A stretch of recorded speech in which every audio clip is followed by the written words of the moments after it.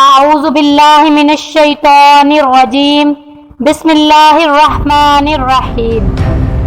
امام حسین رضی اللہ تعالیٰ عنہ مکہ معظمہ سے جب 3 ذوالحجہ کو روانہ ہوئے تو آپ کی خدمت میں درخواست کی گئی کہ کچھ دن اور گزار لیں، لیکن امام حسین رضی اللہ تعالیٰ عنہ کے سامنے اپنے نانا جان کا یہ ارشاد مبارک تھا کہ میں دیکھ رہا ہوں کہ مکہ کے حرم کا تقدس قریش کے ایک شخص کے سبب پامال ہو رہا ہے۔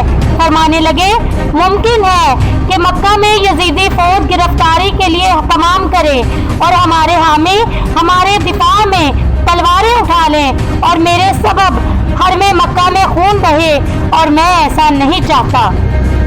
راستے میں حر بن یزید تمیمی ملا، اسے ابن زیاد نے لشکر دے کر بھیجا تھا تاکہ حسین رضی اللہ تعالیٰ عنہ تمہیں جہاں بھی ملیں اسے کوفہ میں داخل نہ ہونے دو اور کوشش کر کے میرے پاس لے آؤ۔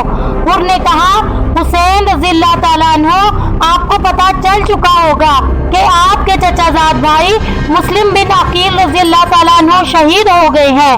کوفی لوگ حسب دستور بے وفا ثابت ہوئے، وہ آپ کی اطاعت سے پھر چکے ہیں، حالات سازگار نہیں ہیں، بتائیے آپ کا کیا خیال ہے؟ مجھے حکم ہے کہ میں آپ کو ابن زیاد کے پاس لے چلوں۔ امام علی مقام نے اہل قافلہ سے مشورہ کیا اور یہ قرار پایا کہ فی الحال میدان میں پڑاؤ کیا جائے۔ وہیں عمرو بن سعد بھی ایک بہت بڑے لشکر کے ساتھ ابن زیاد کی طرف سے امام حسین رضی اللہ تعالیٰ عنہ کے قتل کے منصوبے کے تحت آ پہنچا۔ امام حسین رضی اللہ تعالیٰ عنہ جس میدان تک پہنچے، اس میدان کی خبر تک نہ تھی کہ یہ کون سا میدان ہے۔ دریائے فرات کا کنارہ تھا۔ خیال کیا کہ یہاں پانی قریب ہے، کچھ آسانی ہوگی۔ یکم محرم کو اور بعض روایتوں کے مطابق 2 محرم کو اسی میدان میں اترے اور ساتھیوں سے پوچھا کہ یہ کون سا میدان ہے۔ انہوں نے بتایا کہ حضرت اس کا نام کربلا ہے۔ فرمانے لگے، بس یہی خیمے لگا دو، یہی ہمارے سفر کی آخری منزل ہے۔ اس جگہ پہنچتے ہی آپ کو حضور نبی اکرم صلی اللہ علیہ وآلہ وسلم کے وہ فرامین یاد آ گئے جو آپ نے کربلا کے متعلق فرمائے تھے، اور بچپن کے زمانے کی یادیں اور حضور کی دی ہوئی بشارتیں آنکھوں کے سامنے آ گئیں۔ وہ بچپن کا لمحہ یاد آ گیا کہ جب حضرت ام سلمہ اور حضرت ام الفضل رضی اللہ تعالیٰ عنہما کی روایت کے مطابق حضرت ام سلمہ رضی اللہ تعالیٰ عنہ کی گود میں امام علی مقام کھیل رہے تھے کہ اچانک آقا دو جہاں کی چشمان مقدس میں آنسو آ گئے۔ ام المومنین نے پوچھا، یا رسول اللہ صلی اللہ علیہ وآلہ وسلم، کیا بات ہے؟ آپ کی آنکھوں سے آنسو کیوں روانہ ہو گئے؟ فرمایا، اے ام سلمہ رضی اللہ تعالیٰ عنہ، میرے پاس جبریل آیا ہے اور اس نے اس شہزادے کی طرف اشارہ کر کے مجھے بتایا ہے کہ آقا، آپ کے بعد امت کا ایک ظالم گروہ آپ کے بیٹے حسین رضی اللہ تعالیٰ عنہ کو غریب الوطنی کے عالم میں شہید کر دے گا، اور عراق کے جس میدان میں ان کی شہادت ہوگی اس کا نام کربلا ہے، اور یہ اس جگہ کی سرخ مٹی ہے۔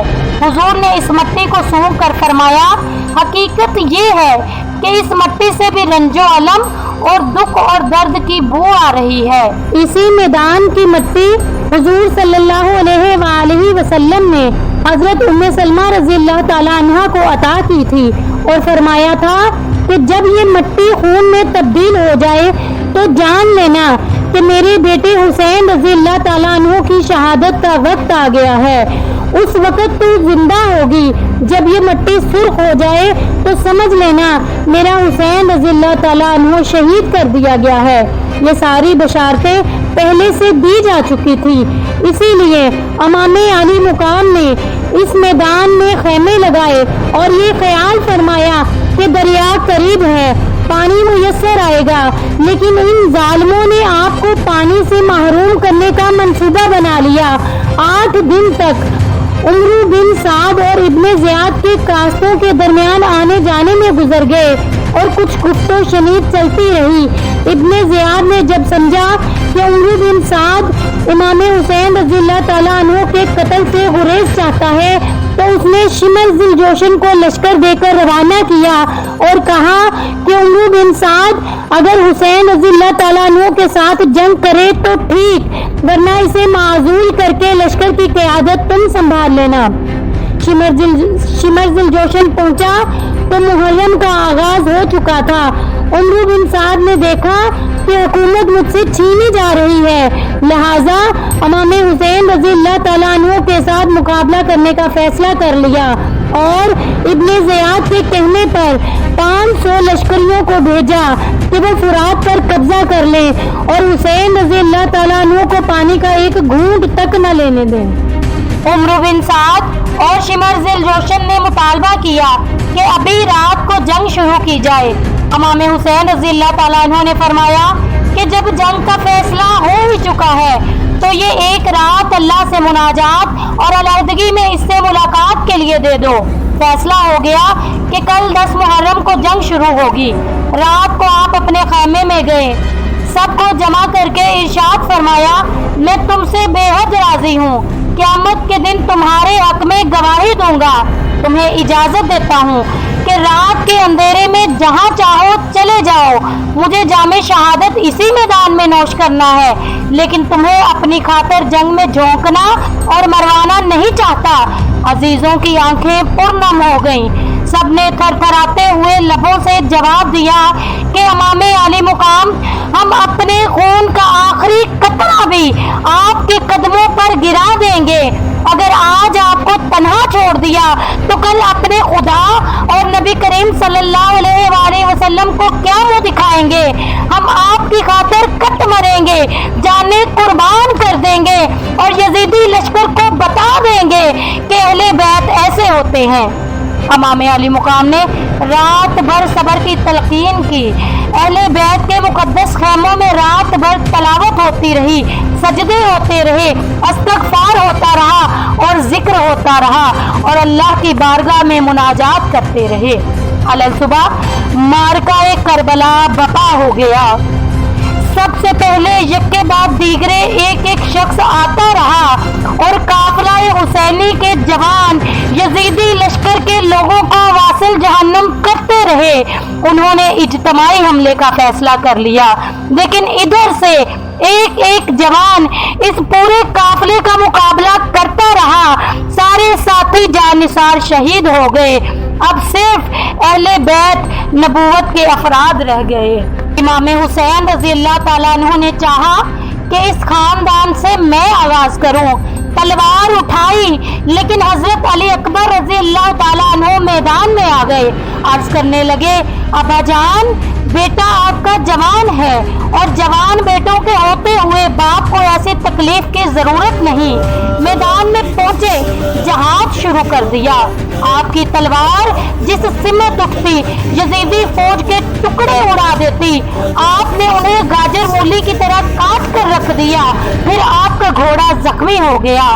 حیدری خون اور حسینی شجاعت نے یزیدی لشکر کو مصیبت و مشقت میں ڈال دیا اور ان کے پرخچے اڑا دیے۔ امام حسین رضی اللہ تعالیٰ عنہ چاہتے تھے کہ اپنے جوان بیٹے کو، شباب کے ماہ کامل کو، حسن کے ماہ تمام کو اپنی آنکھوں سے لڑتا ہوا دیکھیں، لیکن میدان کرب و بلا کی گرد نے ان کو چھپا لیا تھا۔ کچھ خبر نہ تھی کہ وہ کہاں ہے اور ان پر کیا بیت رہی ہے۔ بس اتنا اندازہ ہوتا تھا کہ جس سمت یزیدی لشکر کی بھیڑیں بھاگتی، امام حسین رضی اللہ تعالیٰ عنہ اور اہل بیت کے لوگ سمجھ لیتے کہ حسین رضی اللہ تعالیٰ عنہ کا لاڈلا بیٹا اسی سمت جا رہا تھا۔ یہ علی حیدر کرار کا پوتا، حضرت محمد صلی اللہ علیہ وآلہ وسلم کا نواسا، دیر تک یزیدوں کو واصل جہنم کرتا رہا۔ پیاس کی شدت نے آ گھیرا، جسم پر بیسیوں زخم لگ گئے۔ پانی کا ایک گھونٹ بھر کر دوبارہ تازہ دم ہونے کے لیے آئے تو عرض کی، ابا جان، اگر پانی کا ایک گھونٹ مل جائے تو پھر تازہ دم ہو کر حملہ کر دوں۔ فرمایا، علی اکبر، پانی تو میسر نہیں، لیکن اپنی سوکھی ہوئی زبان तेरे मुंह में डाल सकता हूँ। हजरत अली अकबर रज़ी अल्लाह ताला अन्हु ने इमाम आली मुकाम की सूखी हुई जुबान चखी और इससे फिर ताज़ा दम होकर मैदान में पहुंचे। देर तक लड़ने के बाद बेअंदाजा जख्म खाकर जमीन पर गिर पड़े। एक नेजा आपके सीना-ए अक़दस में पेवस्त हो गया। अचानक जुबान से आवाज आई, ए अब्बाजान। इमाम हुसैन रज़ी अल्लाह ताला अन्हु बेसाख्ता दौड़ पड़े, जाकर अपने बेटे को गोद में लेकर उठा लिया। बेटा एक अजीब अंदाज से अपने बाप को तक रहा है। अर्ज की, अब्बा जान, अगर आप नेज़े का ये फल जिस्म से निकाल दें तो मैं एक बार फिर मैदान में जाने के लिए तैयार हूँ। आपका बेटा दुश्मन की कसरत के बावजूद हिम्मत हारने वाला नहीं। इमाम हुसैन रज़ी अल्लाह ताला अन्हु ने गोद में जवान बेटे को, इस हुस्न के पैकर को अपनी गोद में ले लिया। सर से पांव तक जिस्म जख्मों से चूर था। आपने नेज़े का फल निकाला, खून का फवारा उबल पड़ा।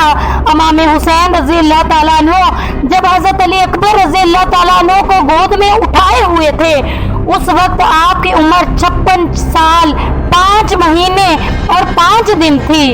इब्ने असाकिर लिखते हैं कि दाढ़ी और सर का एक बाल भी सफेद न था, लेकिन खून के फवारे को देखकर और जवान बेटे की रूह परवाज होती देखकर इतना सदमा पहुंचा और इस कदर गम लाहक हुआ कि जब जवान बेटे की लाश उठाकर वापस आए तो सर और दाढ़ी के सारे बाल सफेद हो चुके थे। अगर आपको हमारी ये वीडियो अच्छी लगी तो हमारी वीडियो को लाइक, शेयर और कमेंट कर दें, और इससे आगे क्या हुआ ये जानने के लिए हमारे चैनल को सब्सक्राइब कर दें और बेल आइकन को प्रेस कर दें।